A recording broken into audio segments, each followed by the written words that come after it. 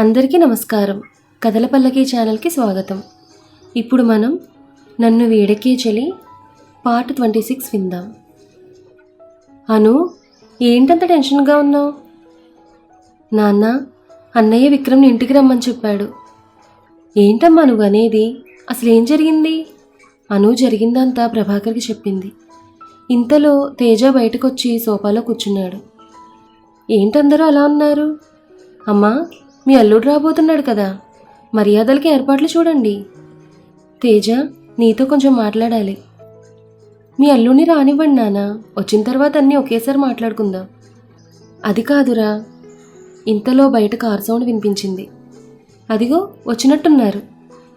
ఇంతలో విక్రమ్ లోపలికొచ్చాడు. ఏం చేయాలో అర్థం కాక అందరూ చూస్తూ ఉండిపోయారు. ఓ విక్రమ్, నువ్వా? ఏంటి ఇలా వచ్చావు?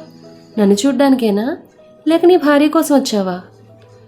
ఆ మాటతో విక్రమ్ షాక్తో తేజ వైపు చూస్తున్నాడు. ఎందుకు ఇలా చేసావు విక్రమ్? తేజ, శ్రావ్య నిన్ను ప్రాణంగా ప్రేమించింది. అలాంటిది ఇంత త్వరగా తను ఎలా మర్చిపోగలిగావు? తేజ ప్లీజ్, నేను చెప్పేది ఒకసారి విను. ఏం వినాలి? అసలు అనుతో నీ పెళ్ళి. I can't believe this. అన్నయ్య, నువ్వు మాట్లాడకను. శ్రావ్యని అక్కగా చూసుకోమని చెప్పాను, అంతేకాని తన స్థానాన్ని తీసుకోమని కాదు. అసలు నువ్వు విక్రమ్ని పెళ్లి చేసుకోవడం ఏంటి? తేజ, జరిగిన దాంట్లో అను తప్పేం లేదు. దీనికి పూర్తి బాధ్యుడు నేనే. కాసేపు నేను చెప్పేది ప్రశాంతంగా విను. తేజ అసహనంగా చూశాడు. శ్రావ్య తేజ పారిపోయారని అందరినీ నమ్మించిన దగ్గర నుండి అనుని పెళ్లి చేసుకోవడం తర్వాత జరిగిన సంఘటనలన్నీ వివరంగా చెప్పాడు విక్రమ్. అవన్నీ విన్న తేజ కోపంగా విక్రమ్ కాలర్ పట్టుకున్నాడు. అన్నయ్య, ఏం చేస్తున్నావు? అను, నిన్ను మాట్లాడొద్దని చెప్పానా? తేజ కోపంగా అరిచేసరికి అను సైలెంట్ అయిపోయింది. ఎంత ధైర్యం ఉంటే నా చెల్లెల మెడలో బలవంతంగా తాళి కడతావు? అసలు దాని జీవితాన్ని నీ చేతిలోకి తీసుకునే హక్కు నీకెవరిచ్చారు? తేజ మాటలకి విక్రమ్ సైలెంట్గా ఉండిపోయాడు. నీ వల్ల నా ఇద్దరు చెల్లెల జీవితాలు నాశనం అయ్యాయి. అసలు ఎందుకు వచ్చావు వాళ్ళ లైఫ్లోకి? తేజ, ఇంక చాలు. తన ఇంటల్లుడు, ఆ విషయం మర్చిపోకు. నాన్న, అసలు మీరు పెళ్ళికి ఎలా ఒప్పుకున్నారు? ఎలా అంటే, అను విక్రమ్ని ప్రేమించింది కాబట్టి. శ్రావ్యని విక్రమ్ని కలపాలని తనెంతగానో ప్రయత్నించింది. శ్రావ్య చనిపోయిందన్న విషయం తెలిసిన తర్వాతే అను విక్రమ్తో జీవితం పంచుకోవాలని నిర్ణయించుకుంది. మావయ్య, మీరుండండి. చూడు తేజ, నేను అనుకు చాలా నచ్చచెప్పాను, నాతో జీవితం ముళ్ళబాట మీద ప్రయాణమని. కానీ తన నిర్ణయం మార్చుకోలేదు. తన ప్రేమని నేను యాక్సెప్ట్ చేయడానికి నాకు సంవత్సరం పైనే పట్టింది. కానీ ఇప్పుడు అను పూర్తిగా నా ప్రాణం అయిపోయింది. అవును తేజ, వాళ్ళిద్దరూ చాలా సంతోషంగా ఉన్నారు. ప్లీజ్ అర్థం చేసుకోరా. తేజ అను దగ్గరకు వచ్చాడు. అను, నువ్వు చెప్పు, విక్రమ్తో నువ్వు సంతోషంగా ఉన్నావా? అవునన్నయ్య. అంటే నీకు నా అభిప్రాయంతో అవసరం లేదన్నమాట. అన్నయ్య, నేను శ్రావ్య స్థానం తీసుకోవాలని నేను ఎప్పుడూ అనుకోలేదు. కానీ నాకు తెలియకుండానే విక్రమ్ నా జీవితం అయిపోయాడు. ఒకవేళ శ్రావ్య బ్రతుకుంటే నా ప్రేమను ఎప్పటికీ విక్రమ్కి చెప్పేదాన్నే కాదు. కానీ నువ్వు అంగీకరించినంత సులభంగా నేను విక్రమ్ని నీ భర్తగా అంగీకరించలేనాను. అన్నయ్య, అను పిలుస్తున్నా వినిపించుకోకుండా తేజ కోపంగా తన గదిలోకి వెళ్ళిపోయాడు. విక్రమ్, నువ్వు తప్పుగా అనుకోకు. వాడికి అను అంటే ప్రాణం. అందుకే వాడు ఈ విషయాన్ని జీర్ణించుకోలేకపోతున్నాడు. పర్లేదు మావయ్య, నేను అర్థం చేసుకోగలను. అను, నువ్వు విక్రమ్తో వెళ్ళు. కానీ నాన్న, అన్నయ్య, వాడికి నేను నచ్చచెప్తానను, నువ్వు వెళ్ళు. ఒకసారి అన్నయ్యతో చెప్పి వెళ్తాను నాన్న అంటూ అను అక్కడి నుంచి తేజ దగ్గరికి వెళ్ళింది. అన్నయ్య, నేను వెళ్ళొస్తాను. నీ జీవితం ఎలా ఉండాలో నువ్వే నిర్ణయించుకున్నావు కదా, ఇంక నాకెందుకు చెప్పడం? విక్రమ్ చాలా మంచివాడు అన్నయ్య, నీకు త్వరలోనే విషయం తెలుస్తుంది అంటూ అను అక్కడి నుంచి బయటకు వచ్చేసింది. విక్రమ్, వెళ్దామా? అలాగే అను. మావయ్య, మేము బయలుదేరుతాం. సరే విక్రమ్, జాగ్రత్త. అనుని తీసుకుని అక్కడి నుంచి వెళ్ళిపోయాడు విక్రమ్. అను, ఏమైంది? ఇంటికొచ్చిన దగ్గర నుంచి విక్రమ్ అదోలా ఉన్నాడు. మీ ఇంట్లో ఏమైనా గొడవ జరిగిందా? అను ఏడుస్తూ బామ్మని హత్తుకుంది. ఏమైందే, ఎందుకు ఏడుస్తున్నావు? బామ్మ, అన్నయ్యకి మా పెళ్లి గురించి నిజం తెలిసిపోయింది. ఇంట్లో చాలా పెద్ద గొడవ జరిగింది. అను, ముందు నువ్వు ఏడవడం ఆపు. ఫ్యామిలీ అన్నాక చిన్న చిన్న గొడవలు మామూలే, అన్నీ సర్దుకుంటాయి. Don't worry. అను కన్నీళ్లు తుడుస్తూ ఓదార్చింది బామ్మ. విక్రమ్ టెర్రస్పై ఉన్నాడు, వెళ్ళి పిలుచుకురా. సరే బామ్మ. విక్రమ్ మనసు చాలా అల్లకల్లోలంగా ఉంది. నా చెల్లెల జీవితాన్ని నాశనం చేశావన్న తేజ మాటలే గుర్తొస్తున్నాయి విక్రమ్కి. ఇంతలో అను టెర్రస్ పైకి వచ్చింది. విక్రమ్, భోజనం చేద్దురు రండి. నాకు ఆకలిగా లేదు, నువ్వు తిను. మీరు తినకుండా నేనెలా తింటాను? అను ప్లీజ్, నన్ను విసిగించొద్దు, వెళ్ళు. అది కాదు విక్రమ్, చెప్పాను కదా విసిగించొద్దని, వెళ్ళిక్కడి నుండి. విక్రమ్ గట్టిగా అరిచేసరికి అను అక్కడి నుంచి కిందకొచ్చేసింది. అను, వాడేడి? కాసేపు ఆగొస్తానన్నారు బామ్మ. అవునా, సరే నువ్వురా, మనం భోజనం చేద్దాం. నాకు ఆకలిగా లేదు, మీరు చేయండి అంటూ అను తన గదిలోకి వెళ్ళిపోయింది. ఏమైంది దీనికి? బామ్మ అను గదికి వచ్చి చూసేసరికి అను ఏడుస్తూ ఉంది. బామ్మకి విషయం అర్థమై విక్రమ్ దగ్గరకు వచ్చింది. విక్రమ్, ఏమైంది అలా ఉన్నావు? ఏం లేదు నాయనమ్మ. నువ్విలా ఉంటే అను ఎంత బాధపడుతుందో ఆలోచించు. ఏ అన్నయ్య కోసమైతే తన నీ జీవితంలోకి వచ్చిందో ఆ అన్నయ్యనే కాదని నీతో కలిసి జీవితం పంచుకోవాలని వచ్చింది. అలాంటి అమ్మాయిని ఇలా బాధ పెట్టడం ఏం బాలేదురా అంటూ బామ్మ అక్కడి నుంచి వెళ్ళిపోయింది. విక్రమ్ అక్కడి నుంచి అను దగ్గరకు వచ్చాడు. అను బెడ్పై పడుకునుంది. విక్రమ్ తన పక్కనే కూర్చుని అను భుజమే చేయి వేశాడు. అను పైకి లేచి కూర్చుంది. సారీ అను. విక్రమ్, అన్నయ్య మాటలకు మీరు ఎంత బాధపడుతున్నారో నేను అర్థం చేసుకోగలను. కానీ అన్నయ్య ఖచ్చితంగా మిమ్మల్ని అర్థం చేసుకుంటాడు. కానీ తను అన్న దాంట్లో తప్పేముందను? నిజమే కదా విక్రమ్? అవునను, అనవసరంగా నీ జీవితాన్ని నా జీవితంతో ముడిపెట్టుకున్నావు. నేను చెప్పినట్టు నువ్వు వినుంటే ఈరోజు ఈ పరిస్థితి వచ్చేదే కాదు. నాకిప్పుడు అనిపిస్తోందను, నీ జీవితం నా వల్లే నాశనమైందని. విక్రమ్ ప్లీజ్, అలా మాట్లాడకండి. అయినా తప్పు నాదే. నీ మెళ్ళో తాళి కట్టి ఒక తప్పు చేశాను. నీతో జీవితం పంచుకొని మళ్ళీ అదే తప్పు చేశాను. నాకు తెలుసు ఎవరి ప్రేమ నాకు పూర్తిగా దక్కదని. అయినా కూడా మళ్ళీ మళ్ళీ అదే తప్పు ఎందుకు చేస్తున్నాను నాకు తెలియడం లేదను. విక్రమ్, ఏమైంది మీకు? ఎందుకు ఇలా మాట్లాడుతున్నారు? నిజమాను, నాకు ఊహ తెలిసేసరికి మా అమ్మ చనిపోయింది. పెంచిన తల్లి కేవలం నా ఆస్తి కోసమే ప్రేమ నటించింది. నన్ను ప్రాణంగా ప్రేమించిన శ్రావ్య కూడా నాకు దూరమైంది. ఇవన్నీ తెలుసు కూడా మళ్ళీ నిన్ను ప్రేమిస్తున్నాను. నీకు కూడా నా వల్ల ఏమైనా చెడు జరుగుతుందేమో అని భయంగా ఉందాను. అను ఏడుస్తూ విక్రమ్ని గట్టిగా హత్తుకుంది. ప్లీజ్ విక్రమ్, అలా మాట్లాడకండి. మీరు అనుకుంటున్నట్టు ఏం జరగదు. నేను మీకు మాటిస్తున్నాను, జీవితాంతం నా ప్రేమను మీకు ఇస్తానని. అలాగే అన్నయ్య కూడా త్వరలోనే మిమ్మల్ని యాక్సెప్ట్ చేస్తాడు. దయచేసి మిమ్మల్ని మీరు నిందించుకోవద్దు. అను, ఎలాంటి పరిస్థితిలోనూ నన్ను వదిలిపెట్టి వెళ్ళవు కదా? వెళ్ళను విక్రమ్. ఆ చావే నా దగ్గరకు వచ్చినా సరే మా ఆయన్ని వదిలి నేను రానని చెప్పి పంపించేస్తాను. కుదరదంటే ఫైట్ చేస్తాను, సరేనా? అను మాటలకు విక్రమ్కి నవ్వొచ్చింది. మీకు విషయం చెప్పనా? ఏంటను? మీరు నవ్వితే చాలా బాగుంటారు. నిజం చెప్పాలంటే ముద్దుగా ఉంటారు. అవునా? అయితే పెట్టే. ఏం పెట్టాలి? నువ్వేగా అన్నావు నవ్వితే చాలా ముద్దుగా ఉంటానని. ఆ మాటలకు అను నవ్వింది. విక్రమ్ అనుని దగ్గరికి తీసుకుని నుదుటి మీద ముద్దు పెట్టుకున్నాడు. అను కళ్ళు మూసుకుంది. విక్రమ్ పెదవులపై ముద్దు పెట్టబోతుంటే చెయ్యి అడ్డు పెట్టింది. ఏమైందను? ముందు భోజనం చేద్దాం రండి. ప్లీజ్ అను, ఎన్ని రోజులైందో నిన్ను ఇలా దగ్గరగా చూసి. రొమాన్స్ని ఇలా మధ్యలో ఆపడం చాలా తప్పే. విక్రమ్, బామ్మ మన కోసం భోజనం చేయకుండా ఎదురు చూస్తోంది. వెళ్దాం రండి. సరే పద. ఇద్దరూ డైనింగ్ హాల్లోకి వచ్చారు. బామ్మ అక్కడే కూర్చునుంది. బామ్మ, నువ్వు ఇంకా భోజనం చేయలేదా?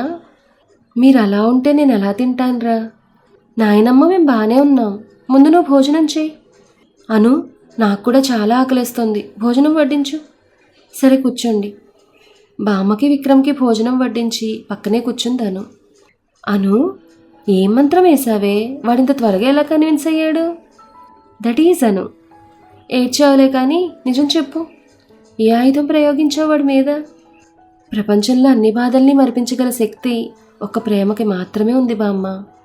అదే నా ఆయుధం. బామ్మ అను బొగ్గగిల్లింది. బామ్మ, నా బంగారు తల్లి, నువ్వు ఎలాంటి వాళ్ళనైనా కన్విన్స్ చేయగలవు, అంతా నా పోలికే. బామ్మ మాటలకి అను నవ్వుకుంది. విక్రమ్ భోజనం చేసి హ్యాండ్ వాష్ చేసుకుని వస్తూ బామ్మని అనుని గమనించాడు. ఏంటి మీ ఇద్దరు గుసగుసలు? మాకు లక్ష ఉంటాయి, నీకెందుకురా? అబ్బో, ఏంటో అంత పెద్ద సీక్రెట్. టాప్ సీక్రెట్, మా ఇద్దరికి మాత్రమే తెలుసు. సరే సరే, ఆ సీక్రెట్ ఏదో మీ దగ్గరే ఉంచుకోండి. అను, భోజనం చేసి త్వరగా వచ్చేయి.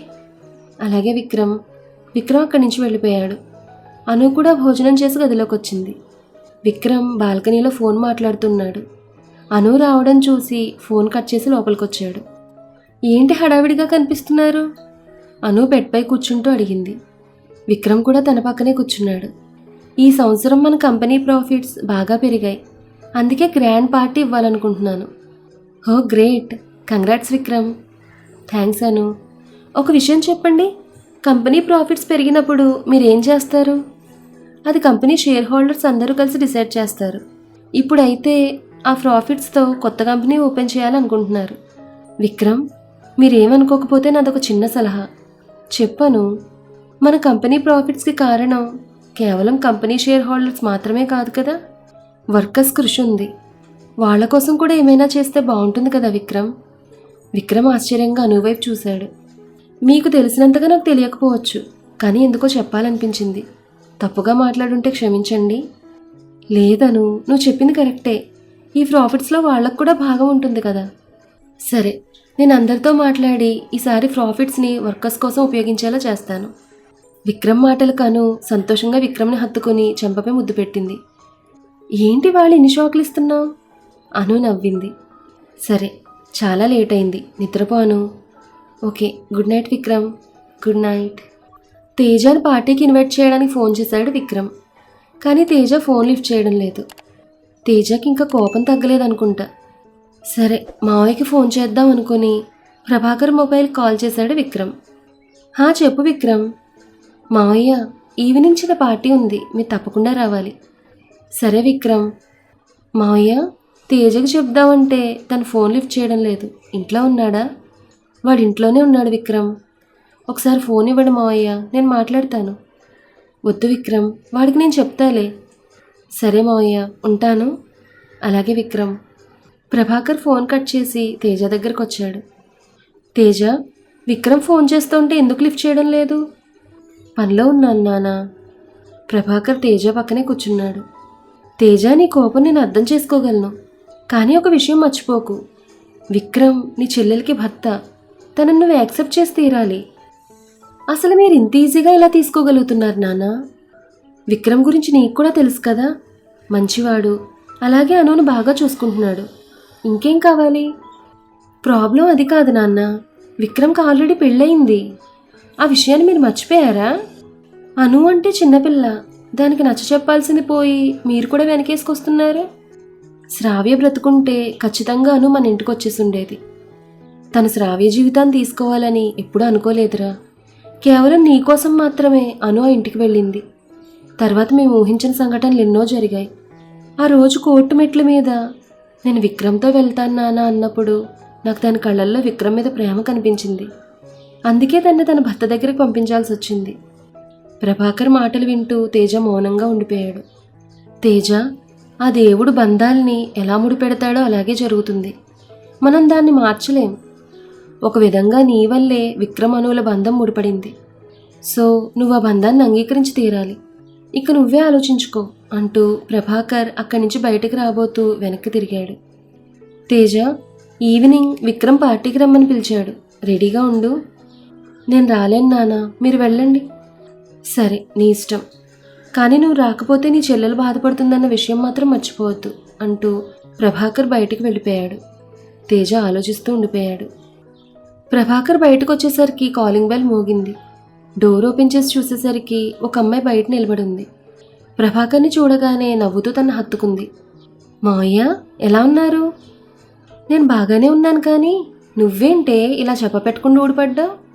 పో మావయ్య, ఇన్నాళ్ళ తర్వాత నీ మేనకోడలు ఇంటికి వస్తే ఇలాగే నా మాట్లాడేది. సర్లే, లోపలికి రా. అత్తయ్య ఎక్కడ మావయ్య? ఇంకెక్కడ ఉంటుంది? కిచెన్లో ఉంటుంది. సరే, నేను పలకరించి వస్తాను. వెళ్ళు. ఆ అమ్మాయి అక్కడి నుంచి కిచెన్లోకి వెళ్ళింది. కౌసల్య వంట చేస్తూ కనిపించింది. నెమ్మదిగా తన దగ్గరికి వెళ్ళి వెనక నుండి కళ్ళు మూసింది. అబ్బా, ఏంటండి, నన్ను వంట చేసుకొనివ్వరా అంటూ కౌసల్య వెనక్కి తిరిగేసరికి జగతి కనిపించింది. హాయ్ అత్తయ్య. జగతి, నువ్వేంటే చెప్పపెట్టకుండా వచ్చా? మీకు సర్ప్రైజ్ ఇద్దామని. సరే కానీ మావయ్య ఇంకా కొంట పనులు చేస్తూనే ఉన్నారా? ఏయ్, ఎక్కువ మాట్లాడేవంటే ఒక్కటిస్తా. వద్దులే. నీ కొడుకు ఎక్కడా? వాడు గదిలోనే ఉన్నాడు. ఏ అత్తయ్య, నీ కొడుకు నువ్వైనా కొంచెం చెప్పొచ్చు కదా నన్ను పెళ్లి చేసుకోమని. అదేదో నువ్వే చెప్పు. నేను చెప్పి చెప్పి విసిగిపోయాను. నీ కొడుకు మనసు ఎప్పటికి మారుతుందో ఏంటో. నాకంటే చిన్నది నీ కూతురు, దానికి కూడా పెళ్ళైపోయింది. కానీ నా బ్రతికేంటో ఇలా తగలడింది. ఏయ్, వాడు నిన్ను చేసుకోనని చెప్పలేదు కదా, టైం కావాలన్నాడు. ఏ, మీ బావ కోసం ఆ మాత్రం వెయిట్ చేయలేవా? వెయిట్ చేయడం తప్ప ఇంకేం చేయగలను? అసలు వాడికి నా మీద ప్రేమ ఉందో లేదో అర్థం కావడం లేదు అంటూ జగతి మాట్లాడుతూ ఉండగానే, సరే ఈ కాఫీ తీసుకువెళ్ళి మీ బావకి ఇచ్చిరా అంది కౌసల్య. అలాగే. నీకు కూడా నా బాధ అర్థం కావడం లేదు కదా అంటూ కౌసల్య చేతిలో కప్ తీసుకుని తేజ గదిలోకి వెళ్ళింది. హాయ్ బావా. జగతి, నువ్వెప్పుడొచ్చావు? ఇప్పుడే. కాఫీ తీసుకో బావా. నువ్వెందుకు తెచ్చావు? అమ్మ తెచ్చేది కదా. ఏ, నీకు కాఫీ ఇవ్వడానికి కూడా నేను పనికిరానా? అలా కాదే, పెళ్ళి కాకుండా ఇలా గదిలోకి రావడం బాగోదు. పైగా అమ్మా నాన్న కూడా ఇంట్లోనే ఉన్నారు కదా. అంటే వాళ్ళు ఇంట్లో లేకపోతే ఓకేనా? ఏయ్, పిచ్చి వేషాలు వేస్తే చంపేస్తాను. బయటికి వెళ్ళు. నువ్వెక్కడ దొరికావయ్యా బాబు నాకు. యూత్ అంతా పెళ్ళికి ముందే అడ్వాన్స్ అయిపోతుంటే నువ్వు మాత్రం మడికట్టుకుని కూర్చున్నావు. నీ పేరు తేజ కాదు, శుద్ధ అని పెట్టాల్సింది. పప్పు శుద్ధ అంటూ జగతి కోపంగా వెళ్ళబోతుంటే తేజ తన చేయి పట్టుకుని దగ్గరికి లాక్కున్నాడు. ఏంటే, నేను పప్పు శుద్ధనా? అవును, నువ్వు ఒట్టి పప్పు శుద్ధవే. ఇదిగో, నువ్వు ఇలా రెచ్చగొట్టావంటే నువ్వు ఆగమన్నా ఆగను. తర్వాత నీ ఇష్టం. అబ్బో, అంతుందా తమరికి? ఏ, చూపించమంటావా? తప్పకుండా. కానీ ముందు నన్ను పెళ్లి చేసుకోవడంలో చూపించిన టాలెంట్ని. ఎప్పుడూ పెళ్ళిగోలే నీకు. జగతి. అమ్మో, అత్తయ్య పిలుస్తోంది. వదులు బావా. ఇందాకేదో బిల్డప్ ఇచ్చావు, ఇప్పుడేమైంది? ఏం అవ్వలేదు. అత్తయ్య చూస్తే బాగోదు. వదులు బావా. నేను వదలను. అందరి ముందు గుడ్ బాయ్ లాగా ఏం తెలియనట్టుంటావు, కానీ నా దగ్గర మాత్రం నీ వేషాలన్నీ చూపిస్తావు. ముందు వదులు నన్ను. తేజ నవ్వుతూ జగతిని వదిలిపెట్టాడు. ఇంతలో కౌసల్య తేజ గదిలోకి వచ్చింది. ఎంతసేపు పిలవాలే నిన్ను? అది బావేదో చెప్తుంటేను. సర్లే, మీ మావయ్య పిలుస్తున్నారు, వెళ్ళు. అలాగే అత్తయ్య. తేజను చూస్తూ అక్కడి నుంచి బయటికి వెళ్ళిపోయింది జగతి. మరి ఆ తర్వాత ఏం జరిగిందనేది నెక్స్ట్ ఎపిసోడ్లో తెలుసుకుందాం. ఈ కథ మీకు నచ్చితే లైక్ చేయండి, షేర్ చేయండి. అలాగే మన కథల పల్లకి ఛానల్ని సబ్స్క్రైబ్ చేసుకోండి. ధన్యవాదాలు.